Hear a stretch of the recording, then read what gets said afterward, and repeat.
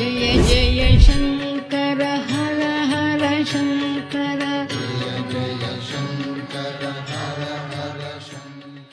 பாலும் தெளிதேனும் பாகும் பருப்பும் இவைநாளும் கடந்துனக்கு நான் தருவேன் கோலம் செய்துங்கக் கரிமுகத்து தூமணியே நீ எனக்கு சங்கத்தமிழ் மூன்றும் தா. பெரியவா சரணம், பெரியவா திருவடியே சரணம். ஆன்மீக அன்பர்களே, தரிசனம் டிஜிட்டல் நண்பர்களே, நாள்தோறும் நம்முடைய காஞ்சி மகான் 68வது பீடாதிபதி குருமகா சன்னிதானம் இந்த மண்ணை மக்களை காக்க வந்த அந்த ஜெகத்குருவினுடைய பெருமைகள், அதிசயங்கள், அற்புதங்கள், ஆனந்தங்களை நாம் ரசித்து கொண்டே வருகின்றோம். அந்த வகையில் இன்றைய தினம் வில்வமும் செல்வமும் பற்றி யோசிக்கப் போகின்றோம். என்ன தலைப்பு? வில்வமும் செல்வமும். இதை அப்படியே வச்சுக்கோங்க. பொதுவாக நீங்கள் சிவன் கோவிலுக்கு போனால் தெரியும், இல்லை பௌர்ணமி பூஜைக்கோ அல்லது ஒரு பிரதோஷ வழிபாட்டுக்கோ சிவனை ஓர் வில்வம் சிவார்ப்பணம் அப்படின்னு ஒரு வில்வத்தை போட்டால் அஸ்வமேத யாகம் செய்ததற்கு சமம் அப்படிம்பாங்க. இந்த சிந்தனையை அப்படியே உள்ளே வச்சுக்கோங்க.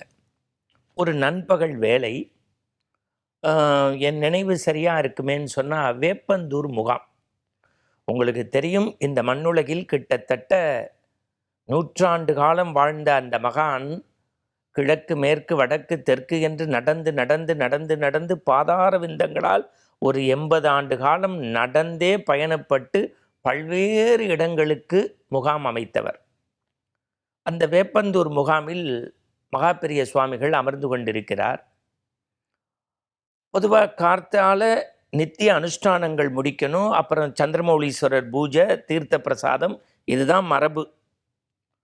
ஆனால் மணி 10 ஆச்சு, 11 ஆச்சு, 12 ஆச்சு, 1 மணி ஆச்சு, 2 மணி ஆச்சு, 3 மணி ஆச்சு, நண்பகல் தாண்டிடுச்சு. பெரியவா யாரோடும் பேசவில்லை. ஒரு மௌன புரட்சி, ஒரு அமைதி, ஒரு நிசப்தம், ஒரு மயான அமைதி. அங்கே யாருக்கு போய் என்ன கேட்கறதுன்னு பெரியவாள்கிட்ட அச்சம். மடத்தினுடைய மேலாளர் லக்ஷ்மண ஐயர் துடிக்கிறார். அந்த காலத்தில் பெரியவாளோடைய பயணப்பட்ட சமஸ்கிருத பண்டிதர் பாலசுப்ரமணியன், என்ன பெரியவா இப்படி நண்பகல் தாண்டியும் ஒரு மௌனமாக இருக்கிறாரே என்று தன் சிந்தனைக்குள் 1000 எண்ண ஓட்டங்களை பறக்க விடுகின்றார். மதியம் சுமார் ஒரு 3 மணி இருக்கும். மடத்து மேலாளர் லக்ஷ்மண ஐயரை அப்படி கூப்பிடுறார். நம்ம பல வருஷத்துக்கு முன்னாடி கல்கத்தாவில் ஒரு முகாம் இருந்தோம் தெரியுமா? கல்கத்தாவில் முகாம். அங்கே தினசரி சந்திரமௌலீஸ்வரர் பூஜைக்கு ஒரு பெரிய மனுஷன் டெய்லி ஓலை குடுவ மாதிரி இருக்கக்கூடிய கூடையில் சுத்தமாக கொண்டு வந்து வில்வம் கொடுப்பார் தெரியுமா? நான் கூட டெய்லி பூஜை முடிஞ்சோன்னே கல்கண்டு குங்கும பிரசாதம்லாம் கொடுப்பேன். ஒரு சமயம் அவருடைய முகவரியை வாங்கி வைங்கோன்னு சொன்னேனே, அது இருக்கான்னு கேட்குறார். இவர் நண்பகல் வேலையில் குளிக்காமல், நித்திய அனுஷ்டானங்கள் பண்ணாமல், பூஜை புனஸ்காரம் செய்யாமல் கல்கத்தா முகாம் பற்றி பேசினதும் அந்த அட்ரஸை பற்றி கேட்குறதுக்கும் சம்பந்தம் இல்லாமல் இருக்குது. சம்பந்தம் இல்லாமல் இருக்குது. இருந்தாலும் பெரியவா உத்தரவை மீற முடியுமா? இருக்கு பெரியவா அப்படின்னார். சரி, என் கணக்கில் ஒரு 350 ரூபா தந்தி மணி ஆர்டர் அனுப்பிச்சிருங்கோன்னார். அந்த தந்தி மணி ஆர்டர் அமிச்சதுக்கு பிறகு ஒரு 2 மணி நேரம் கழித்து, சுமார் ஒரு 5:30 மணிக்கு மேலே பெரியவா குளிச்சுட்டு அப்படியே மௌன நிலையில் அப்படியே அமர்ந்துட்டு இரவு படுக்க போயிட்டார். மறுநாள் 2 நாள் கழித்தது.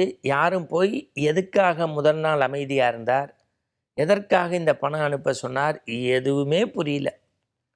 திடீர்னு மடத்து மேலாளர் லக்ஷ்மண ஐயர் 3வது நாள் கேட்டால், பெரியவா முந்தா நேற்று எல்லாம் 10 நாள் ஆனால் தபால் வரும் தெரியும், 10 நாள் ஆனால் தபால் வரும் தெரியும் அப்படின்ட்டு உள்ளே போயிட்டார். சார், இறைவன் சாட்சியாக சொல்கிறேன் சார், 20 நாள் கழித்து காஞ்சி மடத்துக்கு இவா முகாம் முடிச்சு போகிறா. அங்கே ஒரு கடுதாசி, பெரியவாவுக்கு அனந்த கோடி நமஸ்காரங்கள்.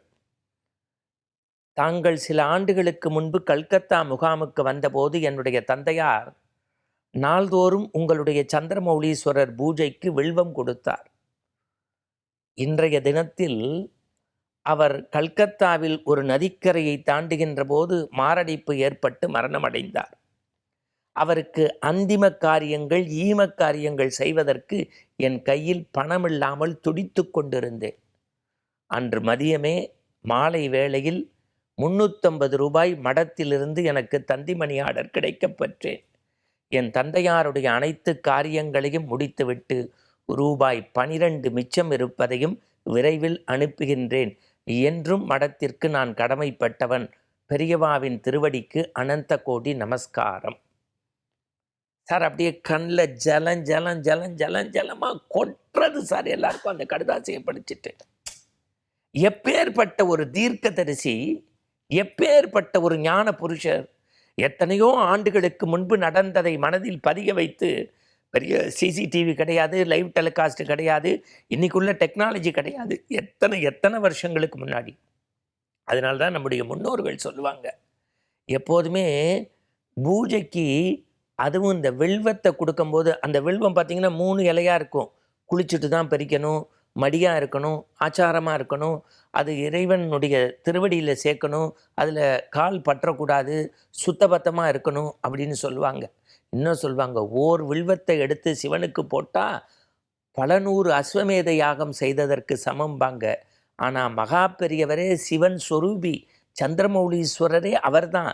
அவருடைய அந்த பூஜைக்கு என்றைக்கோ ஒரு ஏழை அந்தணர் கொடுத்த அந்த வில்வத்திற்கு நன்றி கடனாக செல்வத்தை அனுப்பி வைத்து அந்த குழந்தையை கைபிடித்து கரையேற்றி விட்டார் என்றால், வில்வத்திற்கு செல்வம் தந்த பெரியவாவை நினைப்பது ஆனந்தத்தின் ஆனந்தம் அல்லவா? மீண்டும் இது போன்ற சுவைமிகு செய்திகளோடு நாளை தரிசனம் டிஜிட்டலில் பெரியவா தரிசனம் தொடரும்.